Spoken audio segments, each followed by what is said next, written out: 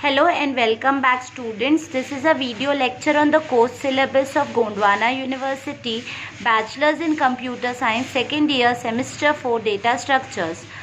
We were discussing binary search and other searching and sorting techniques in our previous videos. Today we begin with our second unit, that is recursion and queues, which we will see in the later videos. Today we start with recursion. So basically, if you have been going through my previous videos, I have actually told about what is recursion. When a program, that is a method or a function, calls itself again and again, then that particular type of functions are called as recursive functions. But let's go through a formal introduction and the explanation. Generally, when certain statements are to be executed again and again, we use looping or iterative statements to carry out the task. But what if we want to execute a function or procedure repeatedly in terms of itself? Recursion is a solution to above problem. तो यहाँ पे बहुत ही clearly mentioned है कि जब भी generally कोई statement को हमें बार बार रिपीट कराना होता है तो हम एज अ अभी न्यू बिगिनर बोलना चाहिए कि कंप्यूटर साइंस में बिगनिंग में हमें ये सिखाया जाता है कि लूप्स लगा दिए जाते हैं. एक ही स्टेटमेंट को अगेन एंड अगेन अगर आपको प्रिंट कराना है तो आप अपने प्रोग्राम में, अपने एल्गो में लूप यूज़ करते हो कि for i equals to 1 to 100 cout. अगर precisely if I speak about C++ या do not go to any particular language, हम लोग बोलते हैं कि for i equals to 1 to 100 display I am learning data structures. तो ये statement मैंने लिखा एक बार है, पर इसका आउटपुट स्क्रीन पे 100 टाइम्स आएगा. 1 time, 2 time, 3 time, till 100, till your counter becomes 100. ये स्टेटमेंट बार बार प्रिंट होगा. तो नॉर्मली अगर हमें कोई स्टेटमेंट को अगेन एंड अगेन प्रिंट कराना है तो हम तो लूपिंग या इटरेटिव स्टेटमेंट्स यूज़ करते थे.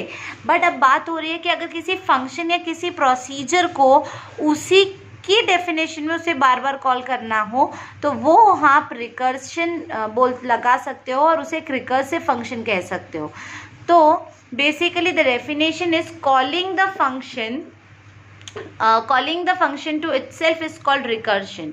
Successive recursive calls must pass different argument values and must reach at certain stage where function stops calling itself. Yes, पहली बात तो एक स्टॉपिंग क्राइटेरिया हमेशा रहना चाहिए, उसे बेस क्राइटेरिया भी कहा जाता है. जैसे कि लूप्स की भी बात करें तो लूप में आपने बोल के रखा है कि for i equals to 1 to 100. इसका मतलब जब आई की वैल्यू 101 हो जाएगी ना तो लूप एग्जीक्यूट नहीं होगा, क्योंकि आपने मेंशन कर दिया अपना बेस क्राइटेरिया. कि बेस क्राइटेरिया कैसा कि आई की वैल्यू 1 से लेके 100 के बीच में ही होनी चाहिए. बट बेस क्राइटेरिया नहीं होगा तो आप इनफाइनाइटली उस स्टेटमेंट को एग्जीक्यूट करते ही रहोगे, क्योंकि उसका कोई एंड क्राइटेरिया ही नहीं होगा. तो एक calling to a function to itself, it's calling the function to itself. एक फंक्शन अगर खुद को ही कॉल कर रहा है, फंक्शन के अंदर फंक्शन खुद को ही कॉल कर रहा है, तो ऐसे टाइप के फंक्शंस को हम रिकर्सिव फंक्शंस कहते हैं. And successive recursive calls must pass different argument values. Bar bar her bar same parameter से वो फंक्शन कॉल होगा नहीं. हर बार जब फंक्शन कॉल होगा तो वो फंक्शन जब खुद को कॉल करेगा ना तो अलग अलग पैरामीटर्स यूज़ करके खुद को कॉल करेगा. और एक ऐसा टाइम आएगा जब वो एक ऐसी स्टेज पे रीच करेगा जहाँ पे वो फिर खुद को कॉल करना बंद कर देगा. It will stop calling itself, then that function is called as a recursive function. Let's see the syntax और you can see the format. Structure कैसा है, तो कोई भी रिकर्सिव फंक्शन हो तो उसका कुछ नाम होगा यहाँ पे, कि जो भी रिकर्सिव फंक्शन होगा उसका नाम. फिर if that condition is true, some conditions will be applied, और अगर वो कंडीशन ट्रू है तो रिटर्न. फिर से आप उस रिकर्सिव फंक्शन को कॉल करोगे. देखो मैंने यहाँ पे एरो बनाया है कि after calling the recursive function वो वापस खुद को ही कॉल करेगा नए पैरामीटर्स के साथ. तो ये हो गया इंट्रोडक्शन टू रिकर्सिव फंक्शंस. आगे देखते हैं कि क्या है रिकर्शन और इसका कुछ एक एग्जाम्पल भी हमें देखना होगा. But before that let's see what are recursive function properties. कुछ प्रॉपर्टीज़ होती हैं तो हम उनके बारे में यहाँ पे डिस्कस करेंगे. ठीक है, तो this is recursive properties. In order to run a procedure finitely, recursion function must satisfy 2 rules. पहले तो अगर आप चाहते हो कि आपका प्रोसीजर जो है वो फाइनाइटली रन हो, what do you mean by finitely? एक fix number of time, infinite times नहीं, एक फिक्स नंबर ऑफ टाइम्स ही एग्जीक्यूट हो, तो आपके रिकर्सिव फंक्शन में कुछ रूल सेटिस्फाई होने चाहिए। पहला रूल है बेस क्राइटेरिया, बेस केस और स्टॉपिंग कंडीशन और ग्राउंडेड कंडीशन, कुछ भी बोल सकते हो, और एंकर। तो एक ऐसा कंडीशन होनी चाहिए जहाँ पे हमें पता हो कि अच्छा इस पॉइंट पे हमारा फंक्शन स्टॉप कर जाएगा। जैसे कि अगेन मैंने एग्जाम्पल में बोला for i equals to 1 to 100, मतलब 101 होने पे फंक्शन स्टॉप कर जाएगा। तो there must be a certain base criteria for which function does not calls itself. ऐसी एक सिचुएशन जहाँ पे फिर वो खुद को कॉल करना बंद कर देगा, वो खुद को कॉल नहीं करेगा। And certain calls, this situation in which recursive function returns rather than calling itself.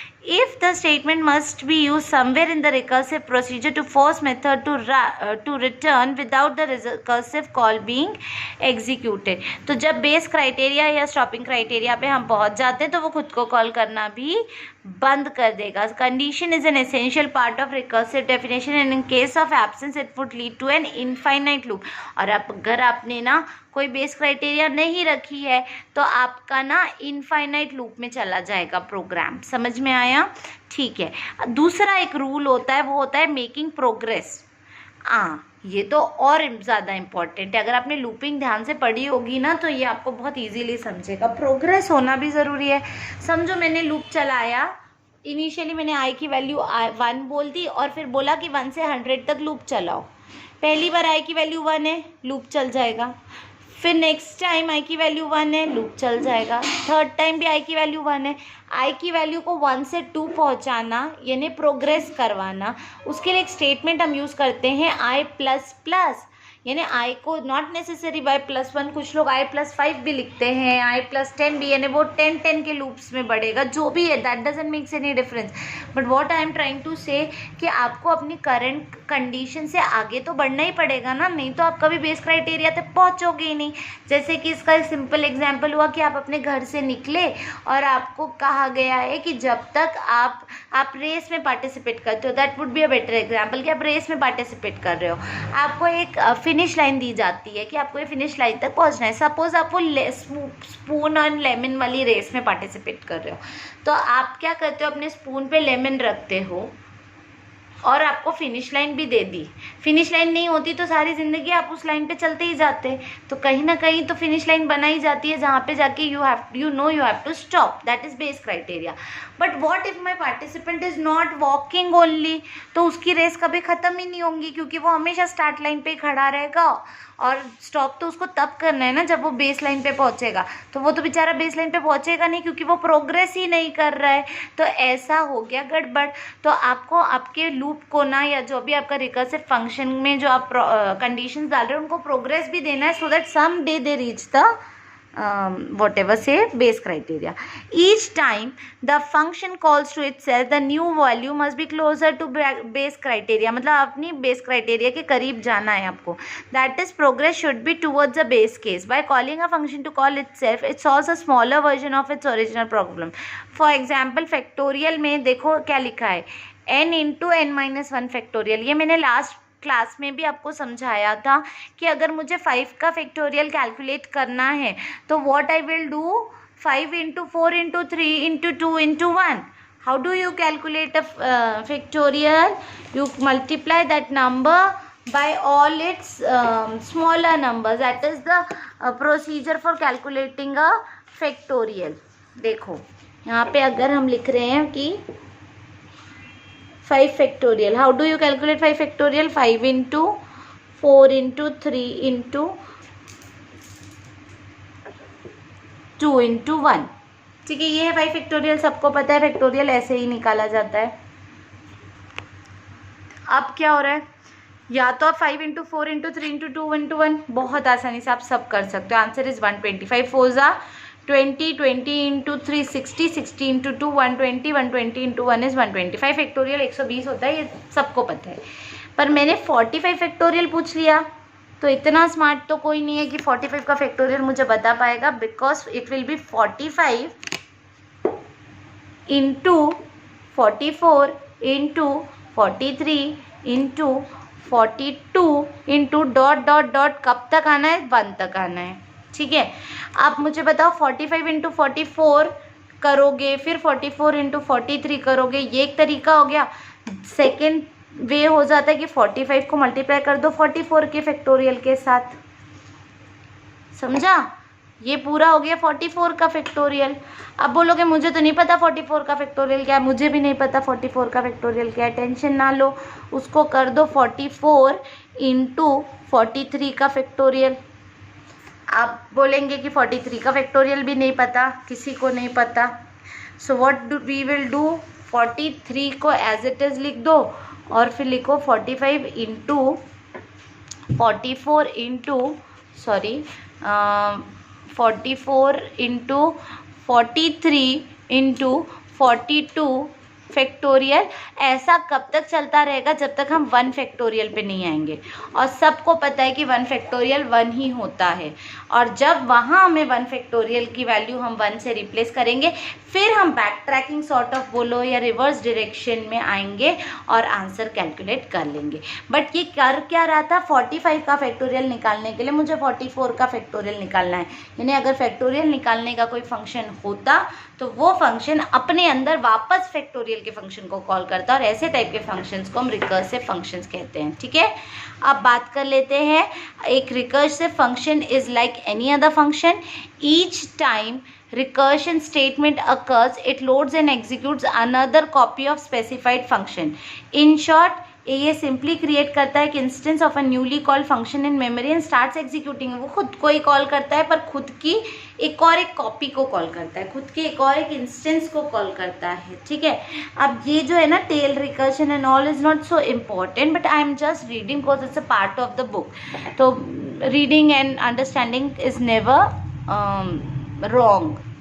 So if last statement of recursive function shows itself a recursive nature, then such statement is referred to as tail recursion. क्या होता है, अगर किसी भी recursive function का last statement recursive है तो इस टाइप के रिकर्शंस को हम टेल रिकर्शंस कहते हैं। बस इतना ही लिखा है, और that is what you have to remember कि if any last statement of any recursive function shows itself a recursive nature, then such a function or a statement is said to be a tail recursion. ठीक है, इसके बाद आ जाता है binary recursion and linear recursion, and then we will study what is the factorial and all. वो जो basic examples है ना हमारे, उनको study करेंगे। तो that is more important, but let's go through some reading part only. ये linear recursion क्या है, the algorithm in which only 1 recursive call is made is called linear recursion, जिसमें एक ही बार रिकर्सिव कॉल आ रहा है, बस एक बार वो खुद को कॉल बैक कर रहा है। ऐसे टाइप के रिकर्सिव को हम लीनियर रिकर्शन या सिंगुलर रिकर्शन कहेंगे। उसका फॉर्मेट भी स्क्रीन पे डिस्प्ले में है और वो हम देख लेते हैं। तो रिकर्सिव लीनियर कैसा होता है, उसका पैरामीटर्स कुछ होते होंगे, कुछ बेस कंडीशन, अगर बेस कंडीशन सेटिस्फाइड है नहीं है जो भी है तो वो आंसर रिटर्न करेगा। एल्स वो क्या करेगा, सम एक्शंस और कुछ एक्शंस होंगे वो भी ले लेगा, साथ में वो खुद को रिकर्सिव लीनियर खुद ही उस फंक्शन के अंदर वही फंक्शन फिर से कॉल हो रहा है, वो खुद को कॉल कर रहा है एंड इफ। तो बेस कंडीशन अगर ट्रू है तो वो जो भी आंसर होगा वो रिटर्न करेगा, और अगर बेस कंडीशन ट्रू नहीं है तो वो कुछ स्टेप्स करेगा और स्टेप्स के बाद वापस खुद को कॉल करेगा, बट ओनली वंस। यहाँ पे कोई लूप में बार बार रिकर्शन नहीं हो रहा है, एक ही बार वो खुद को कॉल कर रहा है। तो इस टाइप के रिकर्शंस को हम लीनियर रिकर्शंस कहते हैं। और some examples of linear recursions are which we are going to study and which are very interesting. एक फैक्टोरियल का होता है, एक सम ऑफ नेचुरल नंबर्स, सारे नेचुरल नंबर्स का सम करना है। नेचुरल नंबर्स कितने हैं, नेचुरल नंबर्स तो इनफाइनाइट होते हैं, उनका कोई लिमिट नहीं होता, और सारे इनफाइनाइट नेचुरल नंबर्स को अगर सम निकालना है तो इसके लिए रिकर्सिव स्टेटमेंट्स लगाने होंगे। और किसी भी दो नंबर्स का जीसीडी कैलकुलेट करने के लिए भी हम रिकर्शन का यूज़ कर सकते हैं। नेक्स्ट आ जाता है बाइनरी रिकर्शन। ठीक है, व्हाट एंड हाउ। तो any algorithm in which 2 recursive calls are made, binary का मतलब बाय मतलब 2, लीनियर मतलब 1 था, पर बाय का मतलब 2। तो किसी भी एल्गोरिथम में अगर कोई रिकर्सिव कॉल 2 बार हो रहा है तो ऐसे रिकर्शंस को हम बाइनरी रिकर्शन या डबल रिकर्शन कहते हैं, और ये एक स्पेशल केस है नॉन लीनियर रिकर्शन का। तो format of such recursion is as follows, और ये स्पेशल केस है नॉन लीनियर रिकर्शन का, ठीक है, इसमें लीनियर रिकर्शन नहीं बोलेंगे। तो यहाँ पे भी सेम दिया हुआ है कि बेस कंडीशन ट्रू है तो कुछ वैल्यू रिटर्न होगी, नहीं तो कुछ एक्शंस लिए जाएंगे। एक्शंस के बाद या तो वो स्टेटमेंट कॉल होगा recursion binary argument plus recursive binary argument, ऐसा समझ लो, या फिर और। तो this is I won't prefer this, you better go for this कि एक बार रिकर्शन कॉल होगा, दूसरे बार रिकर्शन कॉल होगा, और एंड इफ यानी 2 बार, बाय मीन्स 2 टाइम्स। तो any algorithm in which 2 recursive calls are made in which is called binary recursion और double recursion. Okay, so this is what you have to remember. Okay, so now this is just the theory lecture. Next time we are going to study the algorithms, no doubt, but एक देख लेते हैं कि some examples of binary recursion are, एक तो Fibonacci series का होता है और एक बाइनोमियल कोएफिशिएंट का होता है, और ये दोनों आ जाते हैं in examples of binary recursion. Okay, so children, please go through the video once more nicely to understand what is recursion and the types of recursion, and also do remember what is a tailed recursion and the 2 properties of recursion. In the next video we are going to actually start with the algorithms of some recursive functions. Thank you so much.